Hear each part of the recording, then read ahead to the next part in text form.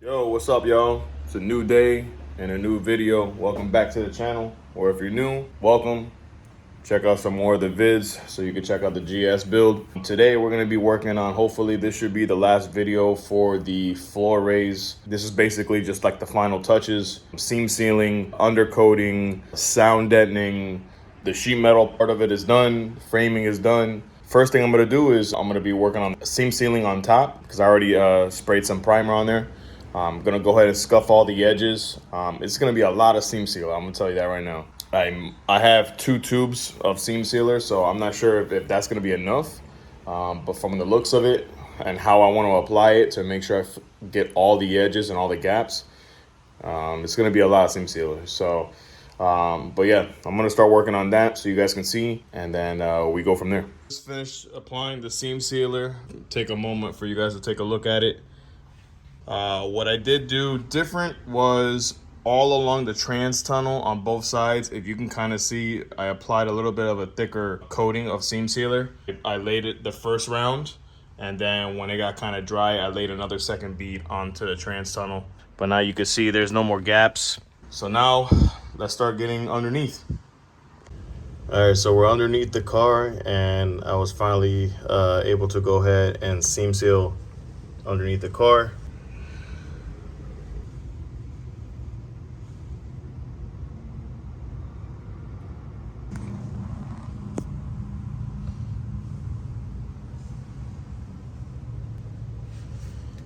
Also, if you guys notice, I have not touched the end rail because I'm leaving that for the end to see how I'm gonna go move forward with that. As soon as this is dry, then we can go ahead and move forward with undercoating.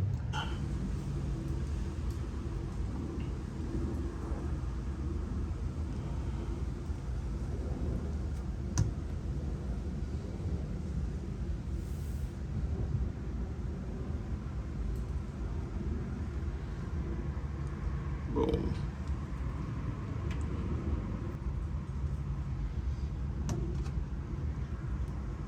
All right, guys, just following up after I seam sealed the bottom and it was dry. A couple days later, actually, I went ahead and started doing the undercoating. So every single component that I put or I replaced,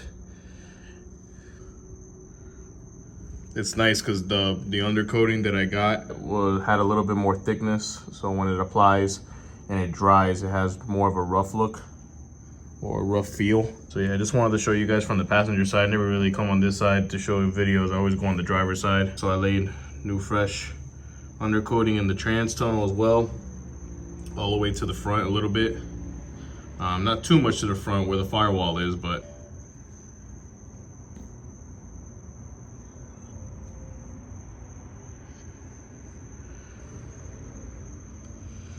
now the next thing is on to the inside so we can start painting. So we're running through this pretty quickly. Spray the inside to match the color of the car.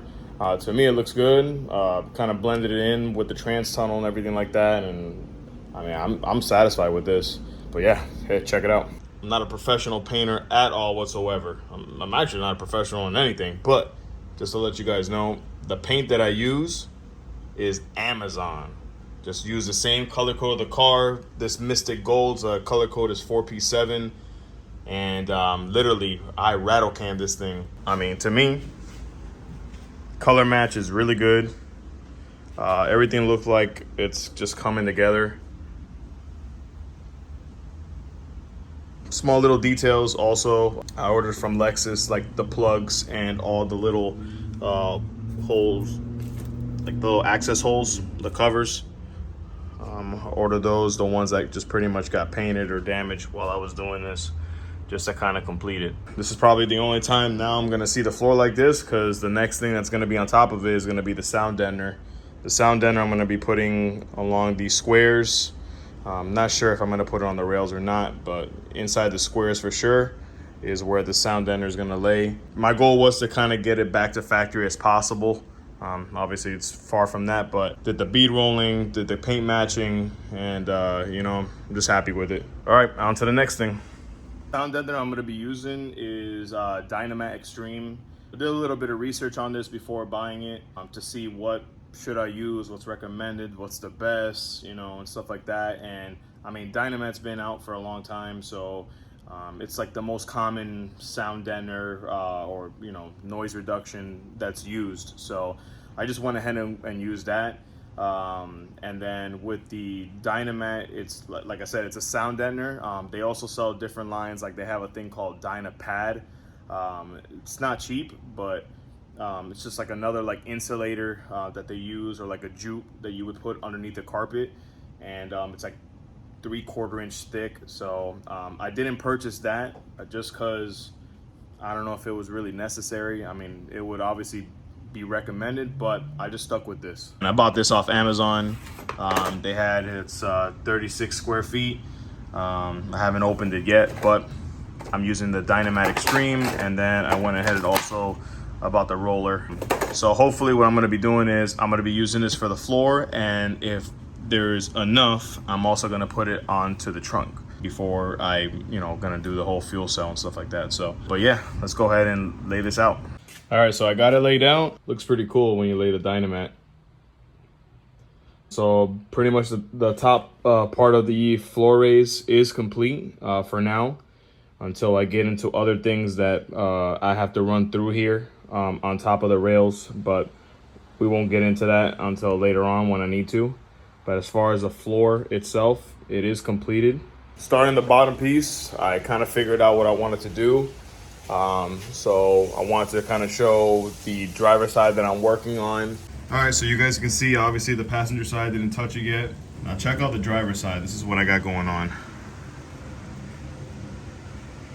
It's not 100% flat compared to the actual new rail that I did. It kind of makes it look like it transitions to a factory standpoint, I guess I would say. And it levels out with like the stabilizer bar that bolts onto the subframe. If I'm hitting that, then for sure I'm gonna be clearing the rails here on the floor. So, and let me explain basically what I did. I haven't finished it yet. The bottom piece, I cut along the sides here. You can see the cuts or the slits, right? To leave this open. And then what I did is the sides, I opened them up to kind of let this go ahead and move up.